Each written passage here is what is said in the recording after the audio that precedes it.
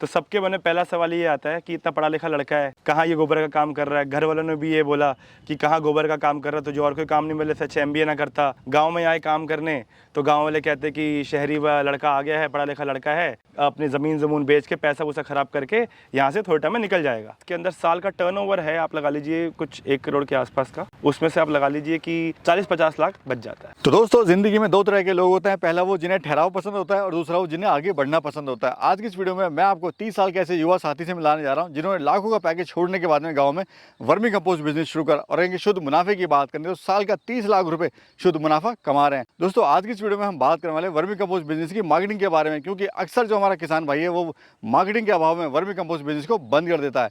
आज की इस वीडियो में हम डिटेल में बात करेंगे कैसे आप वर्मी कंपोस्ट बिजनेस की मार्केटिंग कर सकते हैं, कहाँ से उसको सेल कर सकते हैं और कैसे आप इसको शुरू कर सकते हैं। तो चलिए वीडियो शुरू करते हैं और साथ ही मिलाते हैं आपको किसान भाई से। सर नमस्कार।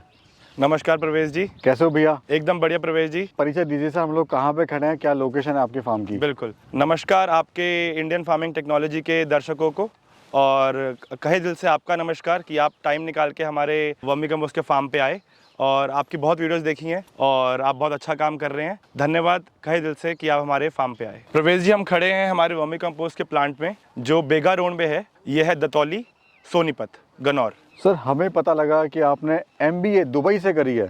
हाँ जी। क्या एजुकेशन बैकग्राउंड रहा, बताइए सर। तो जैसे कि आप MBA के बारे में जानते हैं कि दुबई से करी है, उससे पहले मैंने BBA कर रखी है दिल्ली से, फिर मैंने MBA करी थी दुबई से, जो मैंने अपना 2022 में कंप्लीट करी। और उसके बाद मैंने वहाँ पर दुबई के अंदर ही 1 साल अपनी जॉब करी। जॉब करते करते दुबई में मैंने देखा कि UAE के अंदर काफ़ी ज़्यादा डिमांड है ऑर्गेनिक प्रोडक्ट्स की, तो मैंने उसके बारे में रिसर्च करना शुरू किया। फिर जब मैं इंडिया आया तो मैंने जॉब करी, अपनी एक कंपनी है एज्योर पावर, सोलर की कंपनी है, वहाँ मैंने जॉब करी। वहाँ पे साथ साथ जॉब करते करते मैंने कुछ सोचा, स्टार्टिंग से ही मन था कि कुछ अपना करना है, अपना बिजनेस करना है, अपना व्यवसाय होना चाहिए।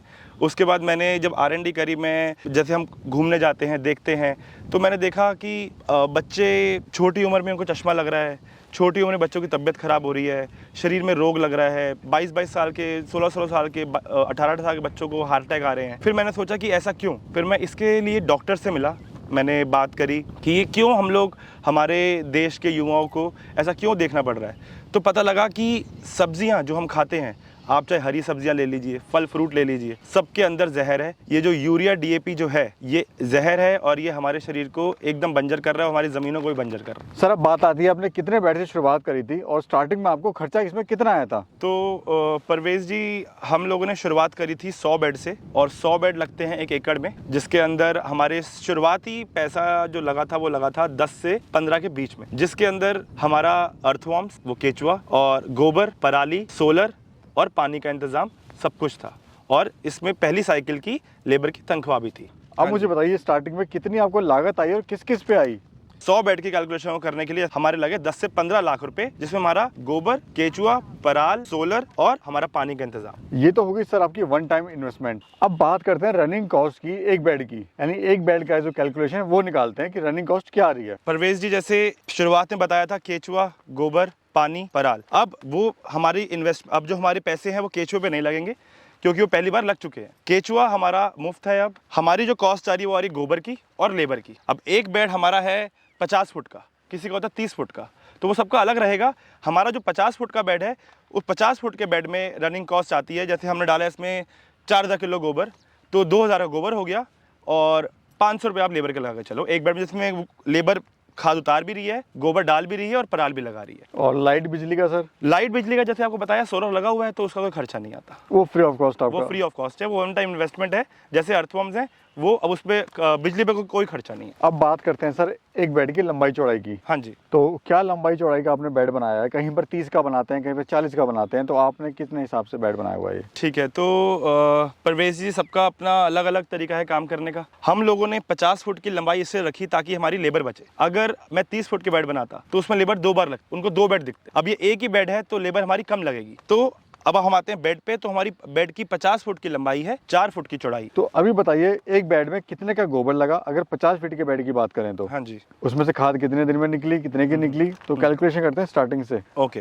तो अब हम आते हैं 1 बेड की कैलकुलेशन पे। फिर हम उसको जितने हमारे बेड हैं उससे मल्टीप्लाई करके हमारी टोटल इनकम भी निकल सकती है। तो हम बात करते हैं पहले बेड की। तो 50 फुट का एक बेड, 4 फुट चौड़ाई, एक बेड में हमने डाला है 4000 किलो गोबर। हमारे को गोबर यहाँ पे पड़ जाता है 50 पैसे पर केजी। तो हमारा एक बेड में गोबर हो गया 2000 रुपये का। और हर एक फुट में 1 किलो अर्थवर्म्स केचुआ डालते हैं, तो हमारा एक बेड में हो गया 50 किलो केचुआ।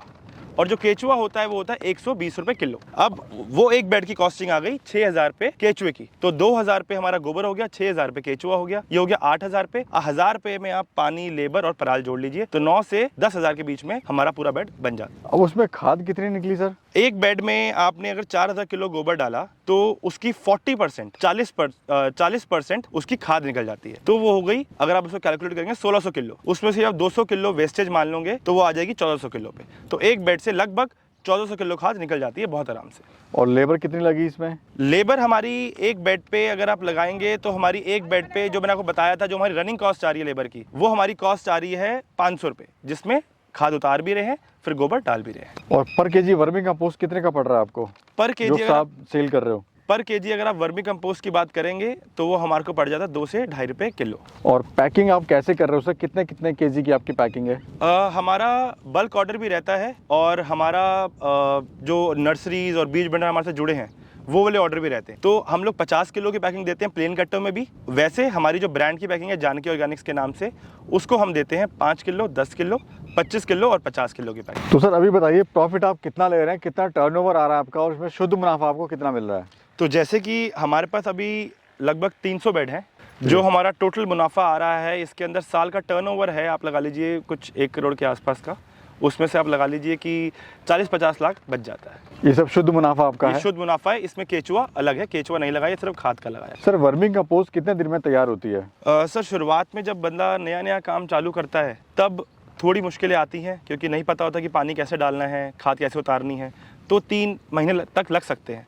धीरे धीरे जब बेड में केचुआ भी बढ़ जाता है और जब बंदा एक्सपीरियंस हो जाता है तो वही खाद 2 से 2.5 महीने में उतर जाती है। और इसमें जो केचुआ मल्टीप्लाई होता है सर, क्या उससे भी पैसा कमा सकते हैं क्या? जो इसमें केचुआ है, जैसे आपने पहली बार आपने 50 किलो केचुआ डाला, वो आपका अगले 2.5 महीने में वो आपका केचुआ लगभग 2 से 3 गुना बढ़ जाएगा। तो आप उसको, जैसे हमने जब काम शुरुआत करी तो हमने किसी से केचुआ लिया, ऐसे कोई और करेगा तो वो केचुआ लेगा। तो केचुआ आपका बहुत ईजिली सेल कर सकते हो अगर आप मेहनत करें और अपने कॉन्टैक्ट बनाएं। तो सर मुझे बताइए, आप हम देख रहे हैं सिर्फ आप यहाँ पे खाद अभी सेल कर रहे हैं, और खाद से ही आप 60 लाख के आसपास शुद्ध मुनाफा ले रहे हो साल का। अगर इसमें जो बाकी चीज़ें क्या क्या हम सेल कर सकते हैं, उससे कितना प्रॉफिट अगर होगा, वो स्टार्ट करते हैं तो कितना प्रॉफिट है उससे ले सकते हैं? सर जैसे कि हम बात कर रहे हैं, सिर्फ खाद से 60 लाख का मुनाफा है अगर हमारे पास 300 बेड हैं। उसके अलावा आप केचुआ बेच सकते हैं, उसके अलावा आप वर्मी वॉश बेच सकते हैं, जो हम बेडों में पानी देते हैं, जो पानी बाहर आता है केचुओं का पसीना, हम वर्मी वॉश बेच सकते हैं। जो हमारी अपना किनारे होते हैं पूरे खेत के, हम सब्जी उगा सकते हैं, पेड़ लगा सकते हैं सब्जियों के, जिससे हमें मुनाफा आ सकता है अच्छा खासा। तो यही मुनाफा आपका जाके 1.5 से 2 करोड़ के बीच में बैठ सकता है। सर इस बिजनेस में एक बड़ा महत्वपूर्ण रोल है लेबर का, लेबर कॉस्टिंग। अगर जिसने लेबर कॉस्टिंग बचा ली उसने वो बिजनेस पे फतह हासिल कर लेगा। तो आप ये बताइए कैसे कैसे आप अपनी लेबर कॉस्ट और कहाँ बचा रहे हैं?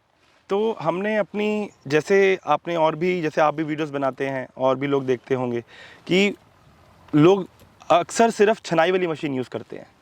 हम लोगों ने थोड़ी मशीन्स ऐड करी हैं, हमने ग्राइंडर लाए हैं, मशीन की स्पीड बढ़ाई है, हमने अपना जो हाथ से छानने वाली मशीन होते थे, अपना औजार होते थे, हमने उनको भी अपना क्या होता है मशीनरी पे लाए हैं, ऑटोमेशन पे लाए हैं।